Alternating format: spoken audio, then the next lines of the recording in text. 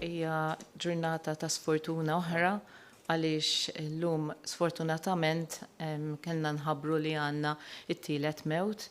Dan huwa raġel anzjan ta' 84 sena Malti li dan daħal l-isptar Mater Dei il-bieraħ biqtuħ ta' nifs u kien diġà ibati b'kundizzjonijiet mediċi oħra li poġġuh vulnerabilità barra l-età li kellu.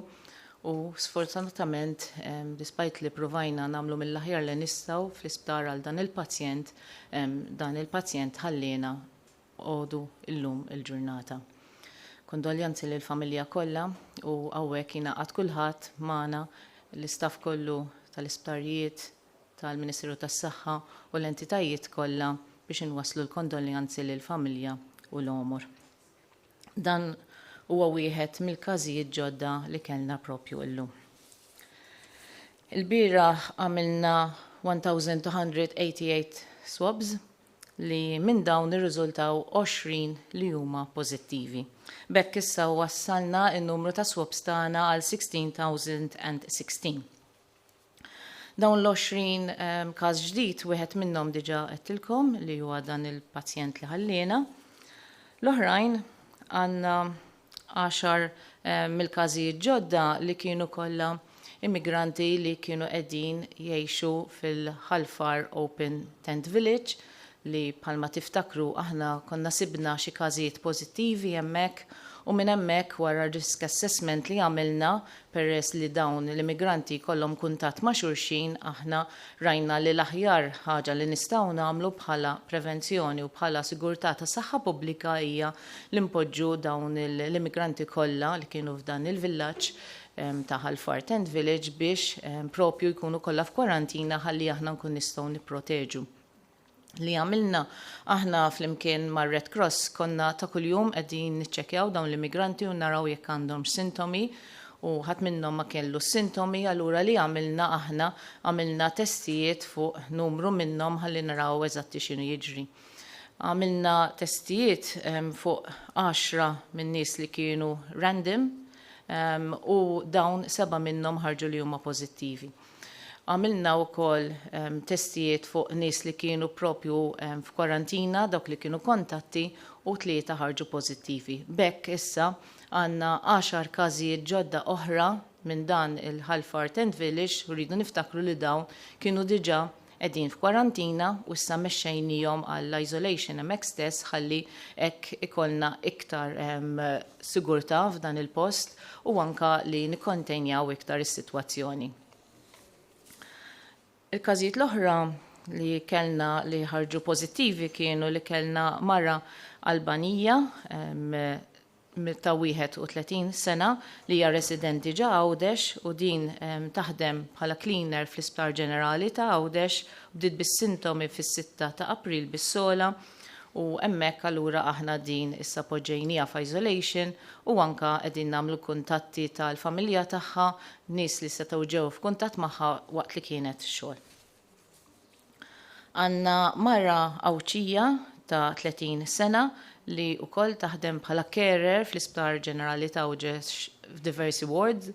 Din ma kellix sintomi, però it-testjajnija bħala parti mill-screening li qegħdin nagħmlu peress li kellna xi każijiet hemmhekk u hemmhekk din sibnija li hija pożittiva allura hemmhekk aħna ħadna l-miżuri mill-ewwel ta' isolation u anke li bdejna l-contact tracing ta' min kienet fil-kontatt magħha.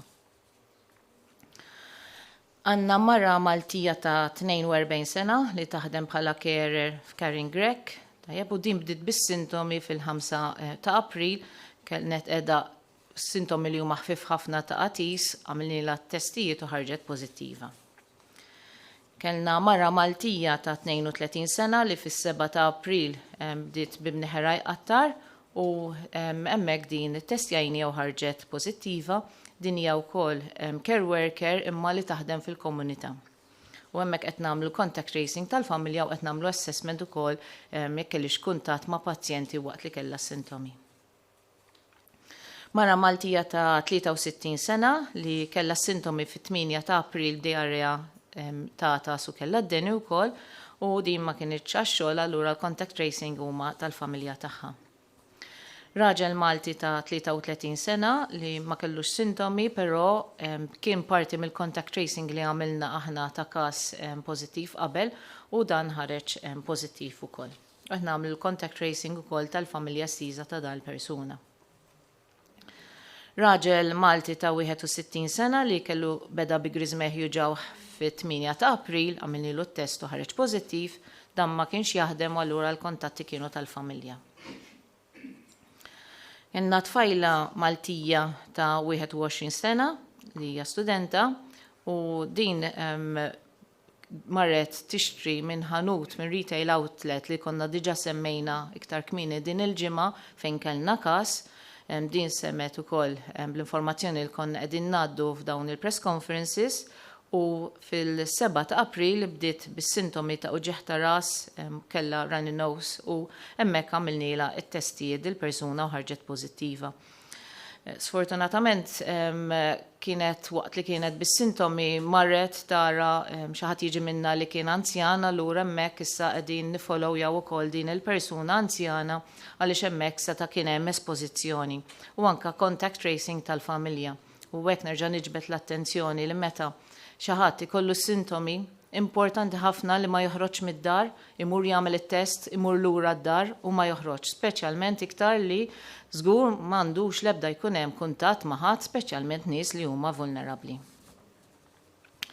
Raġel Malti ta' 33 sena li dan kien imsiefer barra minn Malta u ġie lura fit-3 ta' Marzu u minn dak iż-żmien beda bi griżmeħju ġewħ. Il-sintomi kienu jiġu jmorru, però huma żdiedu s-sintomi fis-6 ta' April u mill-istorja ta' dal-persuna wkoll sibna li dan ukoll kien mar f'dan l-istess outlet li għadni kemm semmejt qabel ukoll u allura hemmhekk aħna ttestjajnieh u ħareġ li huwa pożittiv. F'dan il-każ ukoll ħajkonna nagħmlu ħafna nies li huma qegħdin niċċekkjaw ħafna nies bħala contact tracing għaliex il-persuna kellu kuntatt ma' diversi nies oħrajn, kien mar ukoll f'djar ta' xi ħbieb tiegħu wkoll u allura hemmhekk il-contact tracing qiegħed dejjem jiżdied u n-nies li setgħu ġew esposti ħajkun iktar. U l-istess il-messaġġ hawnhekk li qegħdin inwasslu li meta inti tkun ma tiflaħx m'għandekx toħroġ mid-dar speċjalment m'għandniex noqogħdu mmorru nżuru nies oħrajn. Dan huwa messaġġ li huwa importanti ħafna li għandna dejjem inwasslu.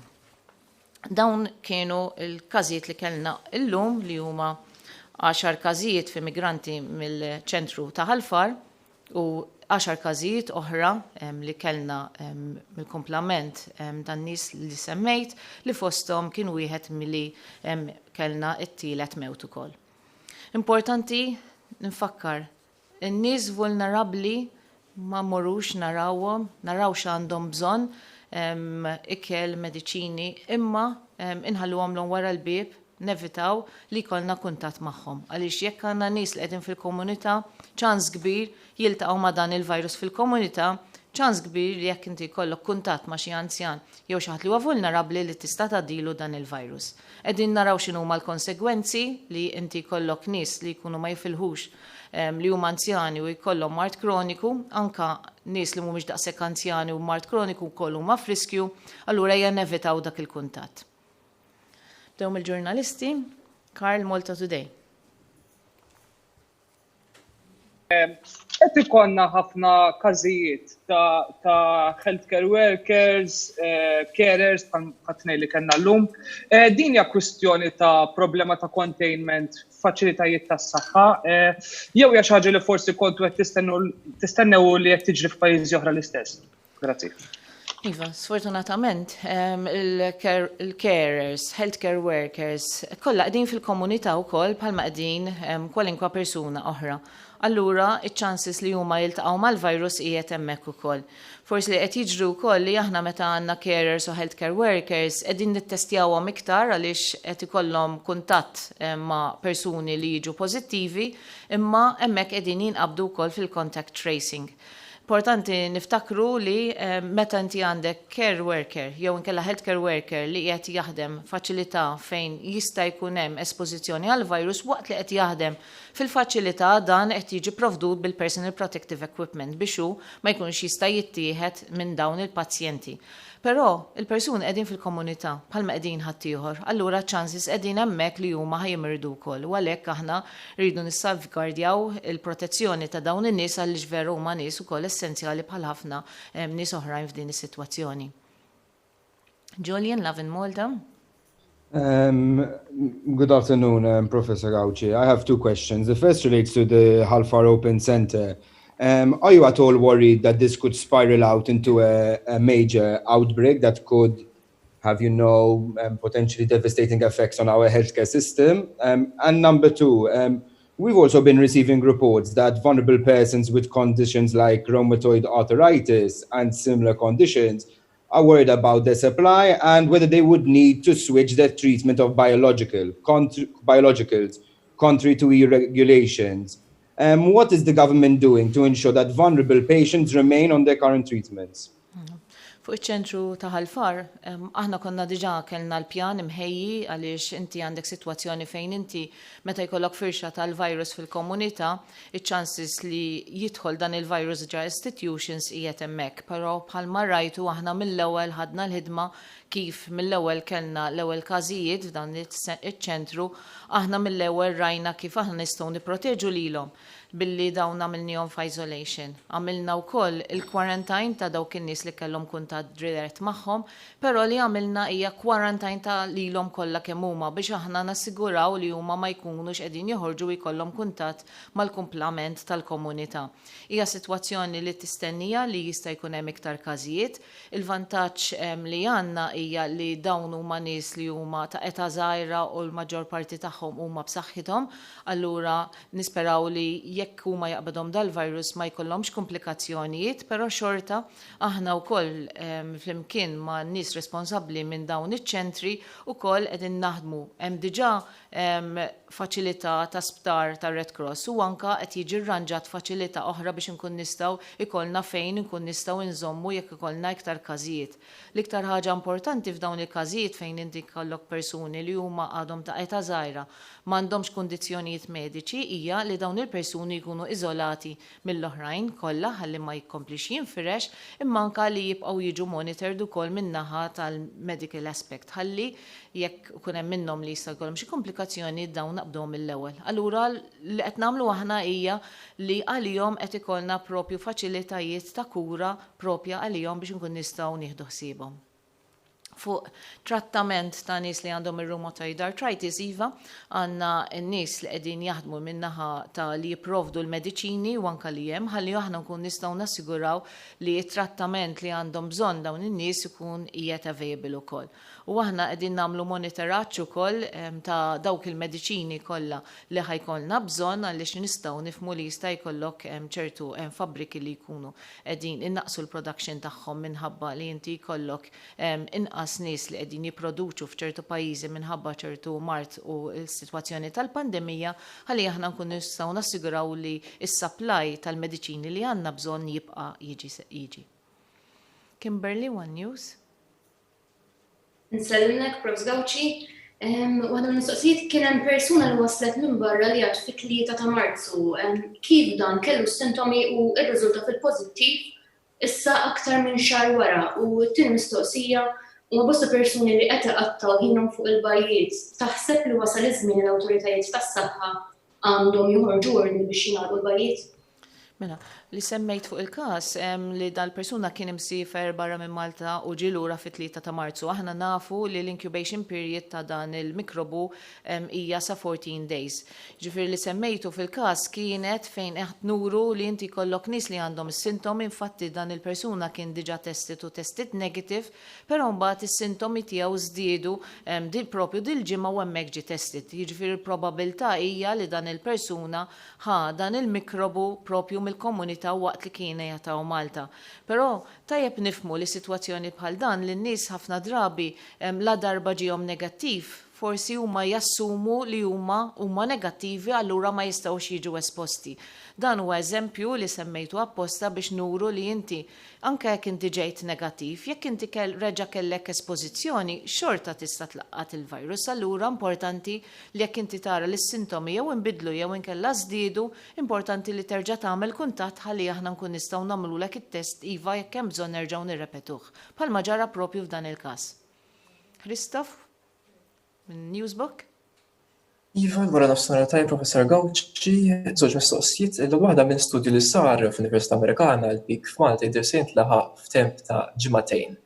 Il-projections tagħkom qed juru l-istess u t-tieni waħda hija li hemm min qed jinqeda l-emerġenza tas saħħa pubblika li inti sejjaħt li issa tgħid li m'għandniex insalvaw l-immigranti mill-baħar, però l-awtoritajiet qed dejjem jisqu li s-sitwazzjoni f'Malta fl-isptarijiet qiegħda taħt kontroll. Tant prekarja situazzjoni li ma nistgħux insalvaw il-ħajjiet biex nżidu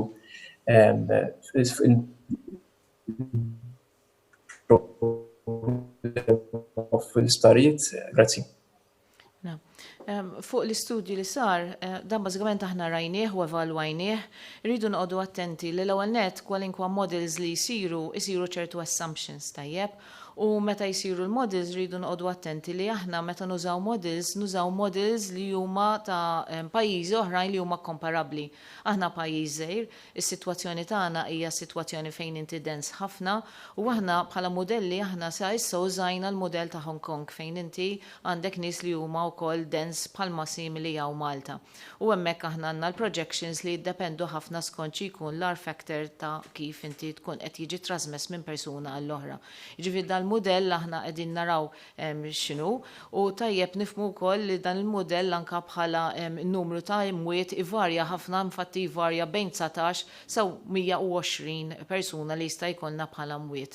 Aħna qegħdin noqogħdu attenti x'modelli nużaw. L-iktar ħaġa importanti hija li mhux biss il-predictions imma fil-fatt li aħna ikollna biżejjed sodot għan-nies biżejjed kura ħalli aħna nkun nistgħu nlaħqu mad-domanda li hemm. Però bħalma dejjem ngħidu dan nistgħu nagħmluh biss billi n-nies ikunu qegħdin issegwu dawn il-miżuri li aħna qegħdin nagħmlu rakkomandazzjonijiet u anke skont il-liġijiet li għandna.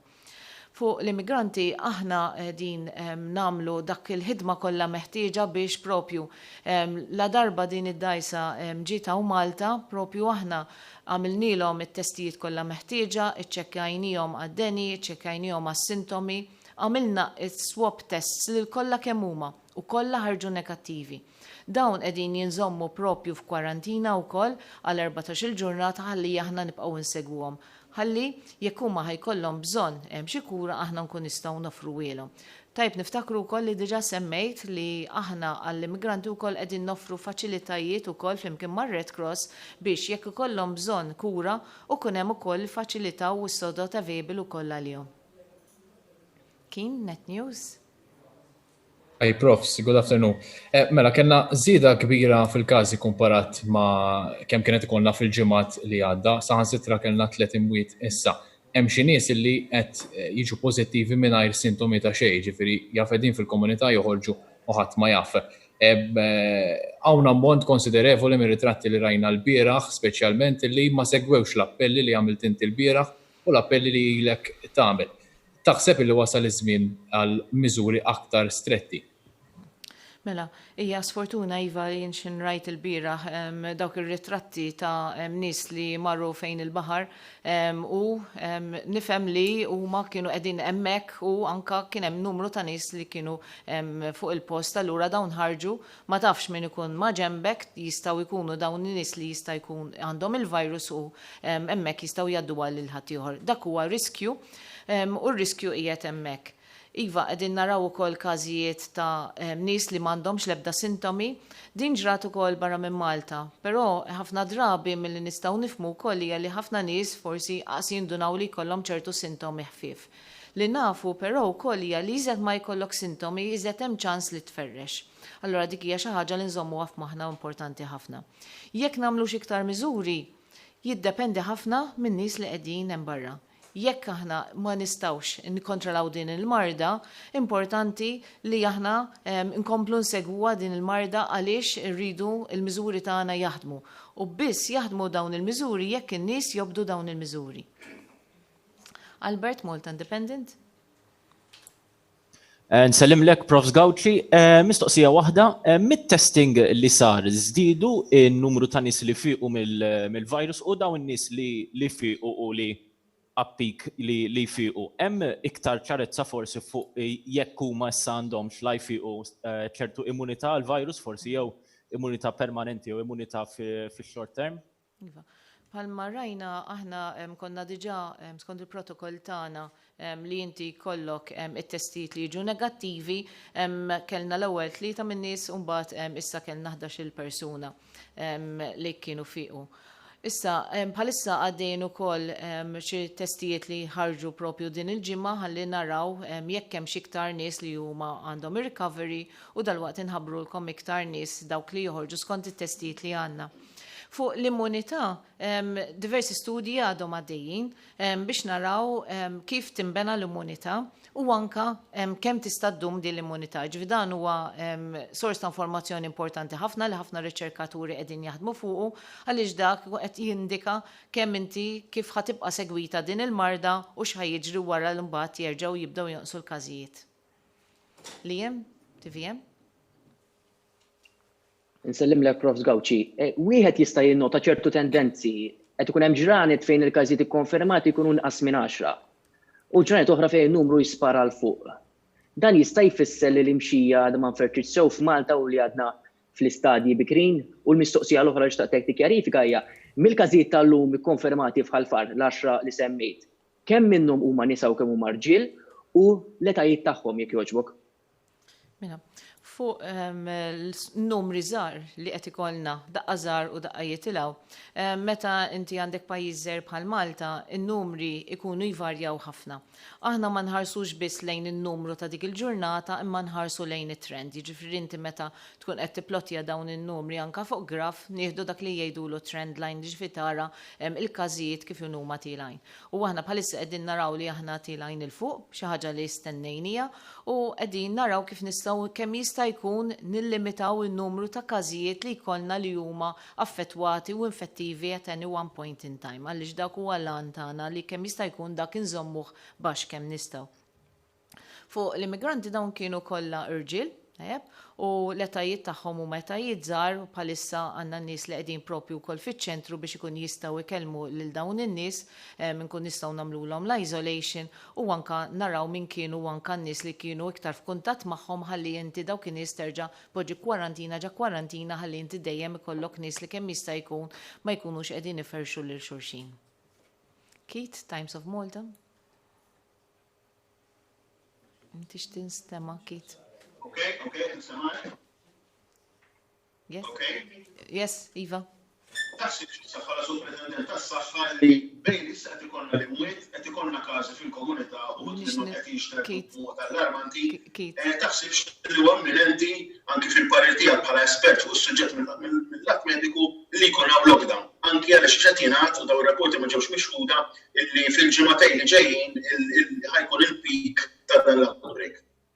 Palma dejjem konna qegħdin ngħidu, aħna konna qegħdin nevalwaw is-sitwazzjoni ġurnata b'ġurnata u naraw xi jkun qed jiġri u dawk il-rakkomandazzjonijiet li qegħdin nagħmlu qegħdin ikunu proporzjonati skont kif tkun qiegħda tinfirex din il-marda, imma anke jiddependi ħafna fuq kemm ikunu qegħdin in-nies jisimgħu mill-miżuri li diġà għamilna. U għalhekk huwa l-appell tagħna li l-miżuri li għamilna importanti ħafna li nibqgħu insegwuhom. Importanti nibqgħu insegwuhom ħalli aħna nkun nistgħu nikkontrollaw din il-marda. Li nixtieq issa nwassal ukoll ftit messaġġ bl-Ingliż għall pubbliku li ma jifhimx bil-Malti. Dear Maltese citizens and people who live in Malta who do not understand the Maltese language and foreigners who are living in Malta, we are ongoing with the situation of the pandemic in Malta, whereby we have 370 cases which have been confirmed, and this is the situation whereby we have ongoing transmission within the community. And hence, we appeal for collaboration from your end so that we can be able to control this pandemic situation in Malta, and so that we can decrease the number of people who are infected at a particular point in time and decrease the number of people who will require beds and also intensive care therapy units as well, therapy. So it is important that we know that there is people who are out there and are actually transmitting the virus. So if people go out, we wouldn't know whom you will be meeting, who are the people who are transmitting. So we understand that we have nice weather outside, but it is imperative that people do not go out, stay inside. And also, we are in the Easter season. Tomorrow is Easter. It's important that we don't get together, not even in households, because it is a risk that you invite other people from outside your households to your home, because then there will be transmission within that same household and then on to other households as well. So my appeal is to stay home and stay safe. Thank you.